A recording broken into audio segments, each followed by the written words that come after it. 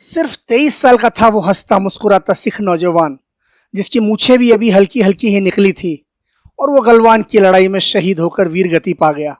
लेकिन जाने से पहले उसने वो वीरता दिखाई जिसने न सिर्फ उसकी रेजिमेंट का, न सिर्फ भारत की फौज का, न सिर्फ सिख समुदाय का, बल्कि भारत भूमि का नाम बहुत ऊंचा कर दिया। वो था गुरतेज सिंह, जिसने गलवान की लड़ाई में एक नहीं दो नहीं बल्कि पूरे 1 दर्जन चीनियों को मौत के घाट उतारा। वो भी तब जब 4-4 चीनी सैनिकों ने उसे पकड़ा हुआ था। वाह रे गुरतेज, तुमने साबित कर दिया कि ऐसा क्यों कहा जाता है कि एक अकेला सिख 1.25 लाख के बराबर है। आज जब मैं शहीद गुरतेज सिंह की बहादुरी और शहादत की बात याद कर रहा हूं तो मेरी आंखों में गर्व के आंसू हैं। शहीद का वीडियो है दोस्तों, पूरा देखना और अपनी आंखों में बसा लेना। दोस्तों, ये कहानी उन चंद कहानियों में से एक है जो सीमा पर तैनात हमारी फौजों से हम तक पहुंची है। ये सरकारी जरियों से नहीं आई है, बल्कि खुद हमारे वीर जवानों ने इस बेमिसाल शहीद की कहानी एक पत्रकार सुबीर भौमिक तक पहुंचाई। हम उन्हीं के हवाले से ये कहानी बयान कर रहे हैं। गलवान में 15 जून की शाम की घटना तो आपको पता ही है कि किस तरह से हमारे 20 जवानों को चीनी फौज ने धोखे से शहीद कर दिया। कुछ सीधे हमले में शहीद हुए तो कुछ नदी में गिर जाने की वजह से, और उसके बाद हमारी फौज को तुरंत जवाबी हमला करना था।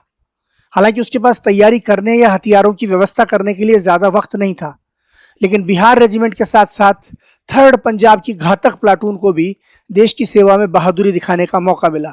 इस प्लाटून का नाम ही घातक प्लाटून है और उसने दिखा दिया कि उसका यह नाम क्यों है। यह प्लाटून बिहार रेजिमेंट की मदद के लिए पहुंची और उसने चीनियों पर वो कहर बर्पा किया कि गलवान की लड़ाई को चीनी फौज सपने में भी नहीं भूल पाएगी। और इस लड़ाई में जो जवान असाधारण वीरता दिखाकर शहीद हुए उनमें से एक था गुरतेज सिंह।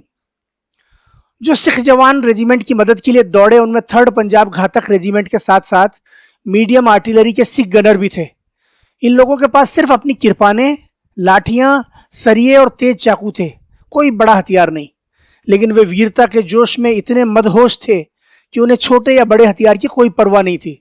सब के सब बोले सो निहाल, सत श्री अकाल का नारा लगाते हुए चीनियों पर टूट पड़े। एक तरफ उनकी दहाड़ और दूसरी तरफ उनकी वीरता देखते ही बनती थी। गुरतेज के साथी जवान बताते हैं कि 4 चीनी सैनिकों ने गुरतेज पर हमला किया।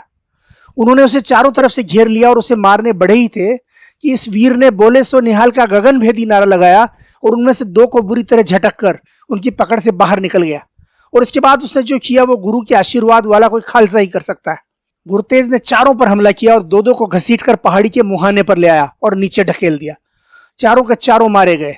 इस दौरान खुद गुरतेज का भी संतुलन बिगड़ गया और वो भी नीचे की तरफ फिसलने लगा, लेकिन किसी तरह एक बड़ी चट्टान का सहारा लेकर उसने खुद को नीचे गिरने से बचा लिया। 4 चीनियों को नरक के हवाले करने के बाद भी गुरतेज की दिलेरी देखिए कि वो कुछ और चीनियों पर भूखे शेर की तरह टूट पड़ा।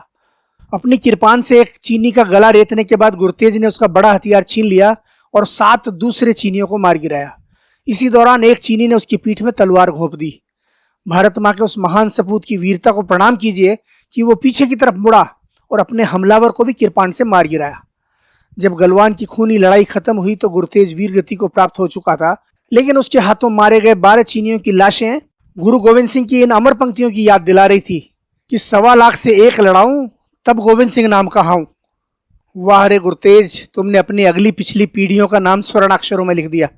भारत माँ के वीर सपूत, तुम वीरता के किस्सों में, किंवदंतियों में, हमारी किताबों में, इतिहास में, फौज की दास्तानों में और दुश्मन की यादों में जिंदा रहोगे। पंजाब के मानसा जिले के बीरेवाला डोगरा गांव का रहने वाला था गुरतेज सिंह। गुरतेज सिंह ने जिस स्कूल में पढ़ाई की थी अब वो स्कूल गुरतेज के नाम से ही जाना जाएगा। पंजाब सरकार ने उसका नाम बदलकर गुरतेज के नाम पर कर दिया है।